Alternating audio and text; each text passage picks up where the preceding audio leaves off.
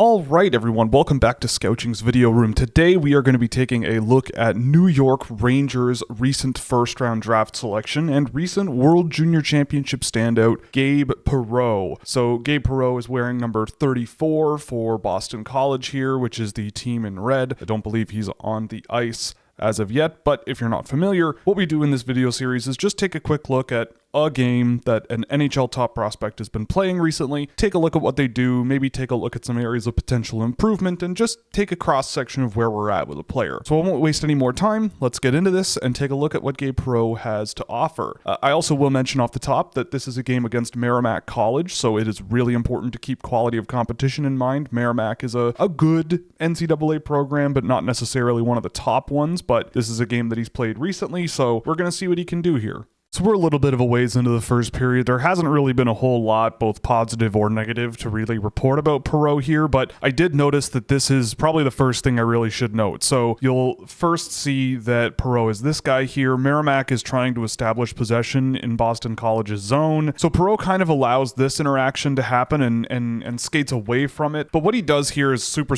important stuff, especially for wingers at the next level. He very quickly pivots his feet, gets going in the offensive direction, and he's square to the puck the whole way and relatively unchallenged, right? So if this pass comes his way from here, he can very quickly catch it in stride, kind of give a quick turnaround, and he's off and running up the ice. So these kinds of things on offensive breakouts from your wingers, especially if they are the prime target, considering there are 4 Boston College players deep in the defensive end, this is Perreault's rush, and so for him to be square to the puck like that, and again, there it is, the quick turnaround, takes it in stride really well and gets a scoring chance on net there. So I'll back it up just to see the whole thing all over again here. So Perreault again in the middle of the ice, backs up, pivots around, receives that pass really well, clean offensive zone entry, goes to the net, and gets himself a scoring chance. So just a really nice play there from Perreault. So again, it's important here to keep an eye on Perreault. So Perreault is this player here. So he is in a bit of a close quarters situation here. The thought for me, at least, especially for a guy who's a left winger in this situation where you've got 4 Merrimack players actually pretty deep in their defensive end, how do you find a way to turn this into a potentially advantageous scoring position? And I think Perreault does a really good job of sort of sniffing out really open space in the offensive zone here. You'll see 2 Boston College players actually swing out really wide here, and they've got a ton of open space to play with over here. So very quickly, we went from Perreault and this other player maybe being under some tight coverage defensively to 3 Merrimack players following the puck possession guy, leaving a massive gap for these 2 guys to exploit. And, you know, maybe this guy cuts in a little bit and tries to thread a backhand pass through that seam, or he goes a little bit further towards the boards, does a quick cutback and sends the puck back to the other side of the ice. There are options here, right? So even now, right, like if this were a bit of a quicker turnaround from this guy here, he's got all kinds of space to work with there to maybe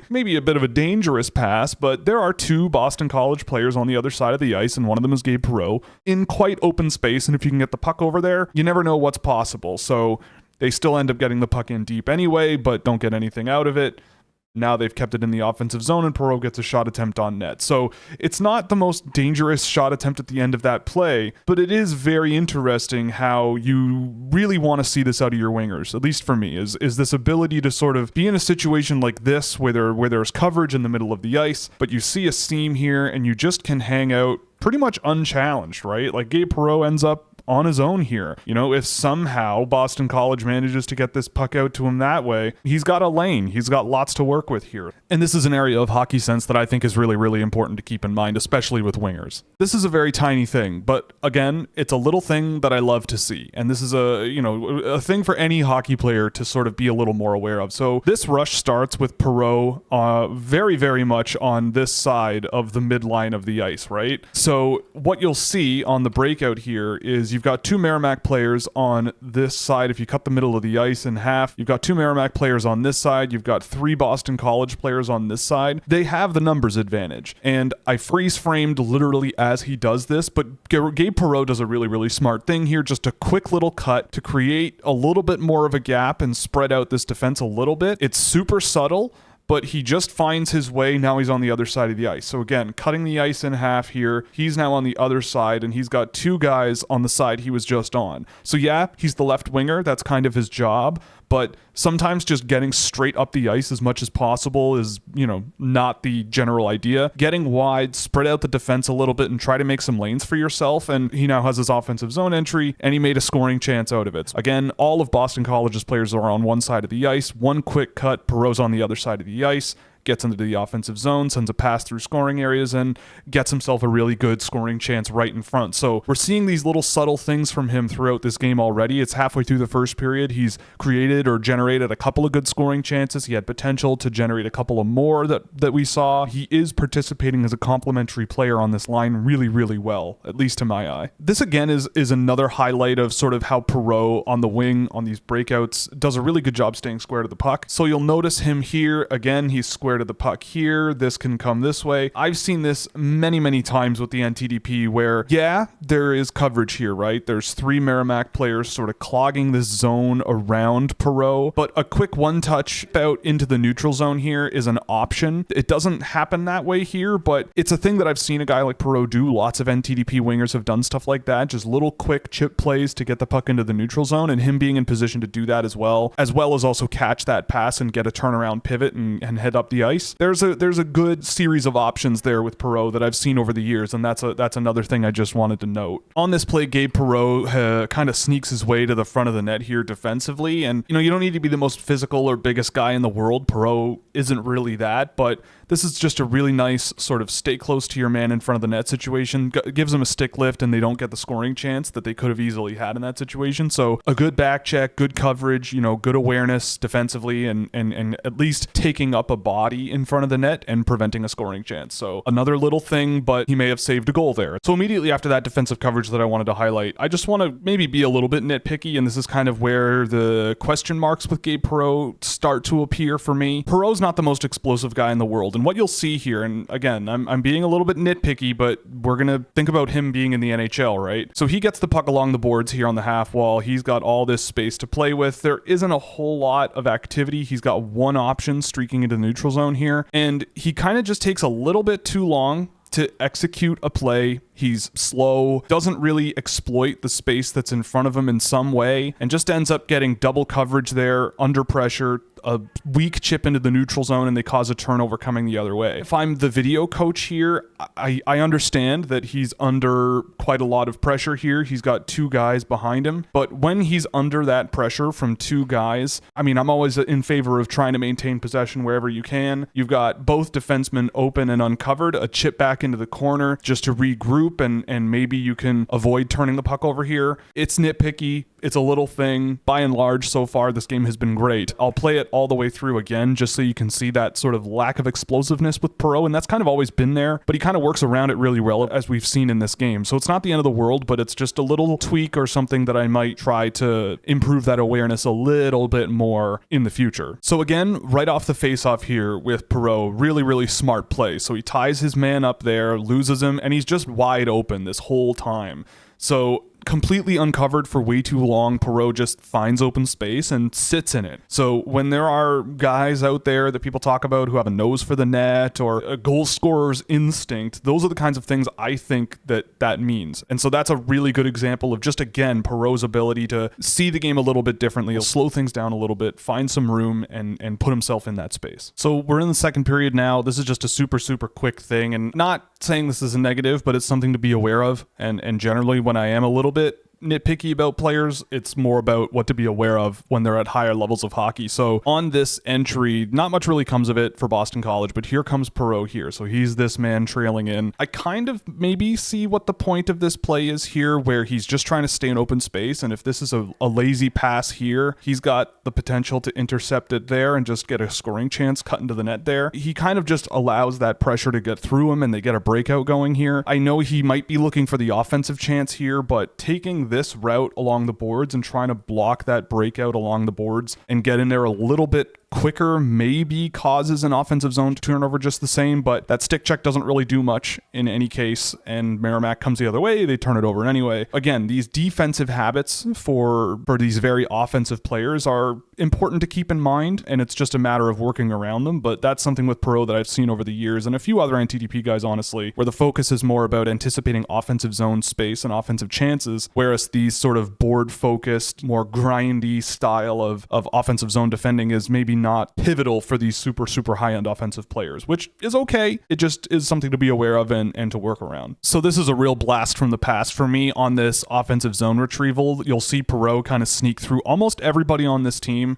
But this is Ivan Zivlak, a player that I scouted years ago, who I was a pretty big fan of. There's not an offensive bone in his body whatsoever, but he's a big body for sure, a pretty good skater, and a pretty good defender as well. And so Zivlak is much bigger than Perreault. He's a 6'4" defenseman, I believe, something like that. And Perreault just doesn't really factor into this physical battle much at all against Zivlak, and Zivlak kind of just pushes him right off. So again, this board play for Perreault is a bit of something that is going to happen in the NHL for sure. And guys like Zivlak are going to be his opposition, at least, and they're going to be in the NHL, so not just at a decent NCAA team. Again, something to keep in mind that Perreault in this game, especially a couple of times, there's been those board battles where the results haven't gone his way, and, you know, it's not the end of the world. Again, I want to stress that, but just another thing to sort of be aware of. Super simple stuff, but Perreault is ready for the shot here the whole way. There isn't really much of a pass seam for Ryan Leonard to exploit there, but being ready for that one-timer chance if it does come, always being square,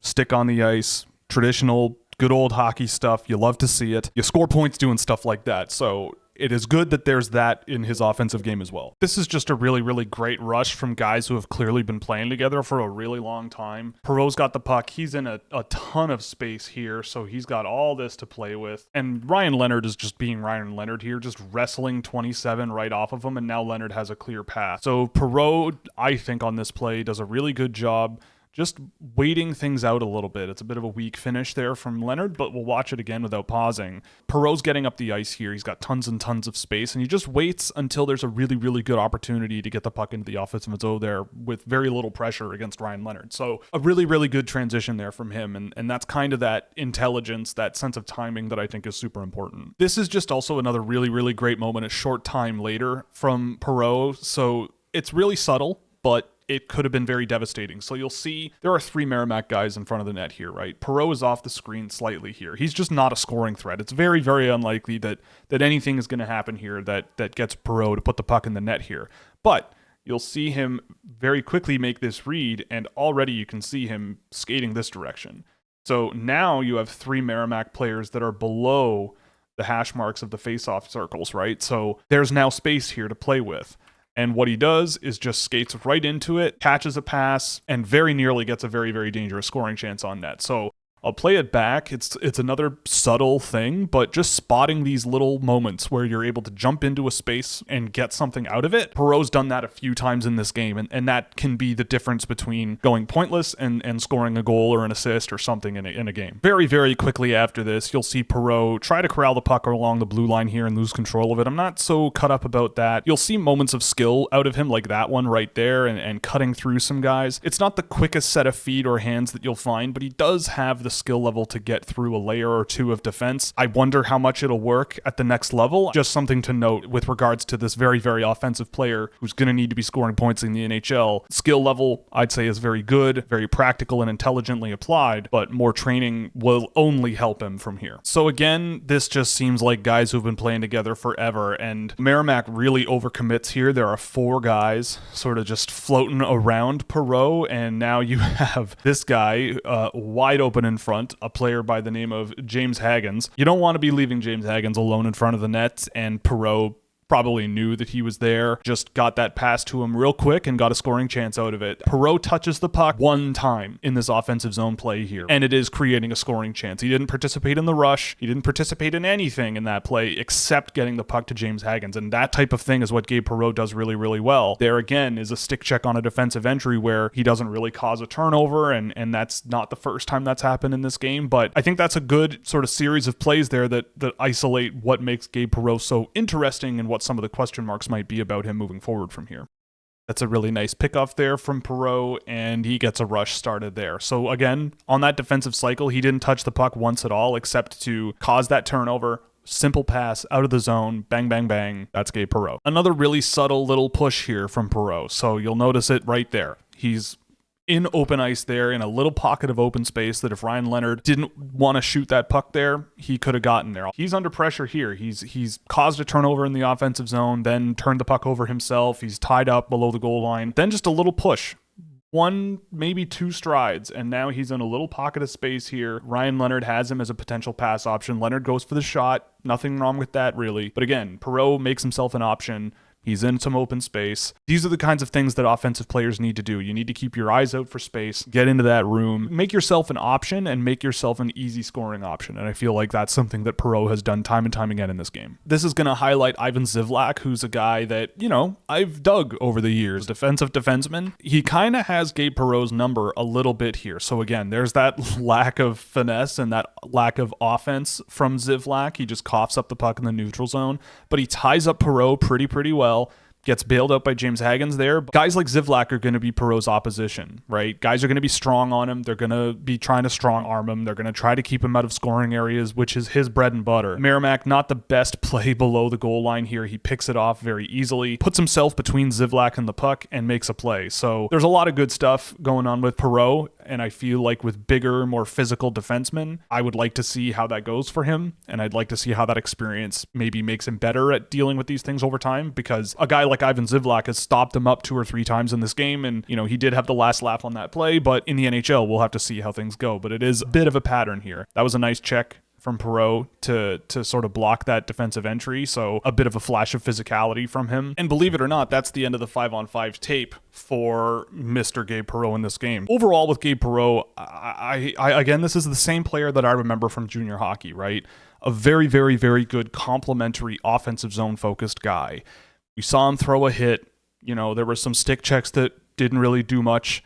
His defensive impact on the game is, I'd say, not a strong suit. That's not really the bread and butter of his game. But what is a really, really good sense of space in the offensive zone. And being that guy who may not be the guy on the ice in an offensive zone possession or on the rush or anything like that, but when he is involved, he makes the right play. His puck touches are really, really smart.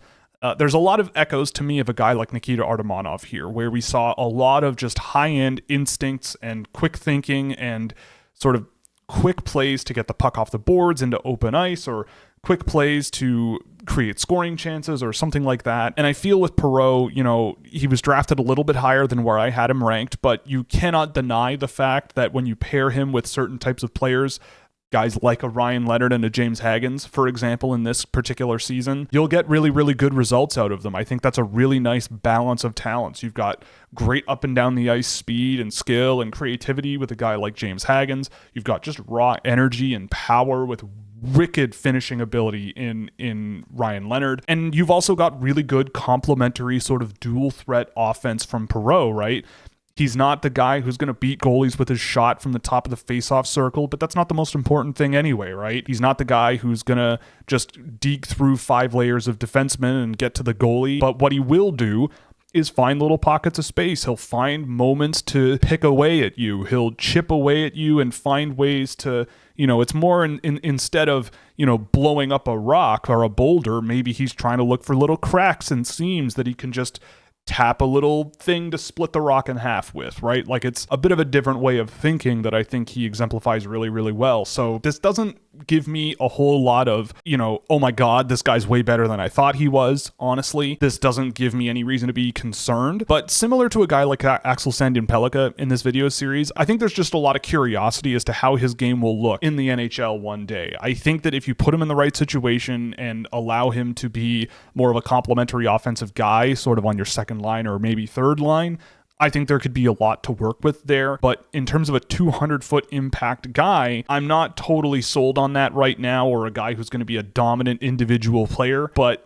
it's entirely possible. I can't say it's impossible. So to close the video, let's look at the power ranking for the Video Room series right now. Again, take this with a big grain of salt. This is only single game samples. We're just taking a quick look at these guys and seeing what they do and maybe some of the issues that might still be there, but this isn't the end all be all. This is more of a curiosity project, to be honest. So with Gabe Perreault, I think I'm slotting him at 9 between Axel Sandin-Pellikka and Artyom Levshinov, but I'd say he's closer to Levshinov than Sandin-Pellikka. The guys ahead of them, I thought were just very, very, very impressive impressive players in multiple facets of the game. So Zeev Buium, Ivan Demidov, Zane Perek, even Sam Dickinson, Easton Cowan. All these guys I thought just brought really, really good 200-foot instincts and playmaking ability outside of the offensive zone that brought a little bit more than what I saw out of Perreault here. But in terms of if I ranked this in terms of smartest offensive minds, I think he would be very, very close to the top. So for me, it's a matter of how much that will benefit him at the next level. I think he'll need to get stronger. I think he'll probably need to get a step quicker or two to be a really impactful player on the NHL. But it's not the end of the world if he isn't those things. I think he could be a very impactful player, good, productive offensive player. He's going to need to have a good supporting cast around him, and I think that's fine. So for me, Gabe Perreault, kind of what I expected, a very, very talented and smart offensive player that I think brings a lot to the game. So with that, we're going to call it on Gabe Perreault. Again, he slots in at 9 on our power ranking, and I hope you enjoyed. If you did, definitely check out scouching.ca and give us a subscription if you can, where you'll get access to our Discord server and tons of cool data tools for drafted and undrafted prospects and all kinds of other cool stuff you can check out there. Definitely give this a like and subscribe to the channel if you haven't already. It would really, really help us out. And if you have any suggestions for any future installments, definitely drop them in the comments and give me your thoughts. I'm curious of what you think and what you thought about the kinds of things that I was highlighting here in Gabe Perreault's game. And thank you very much, and we will see you in the next one.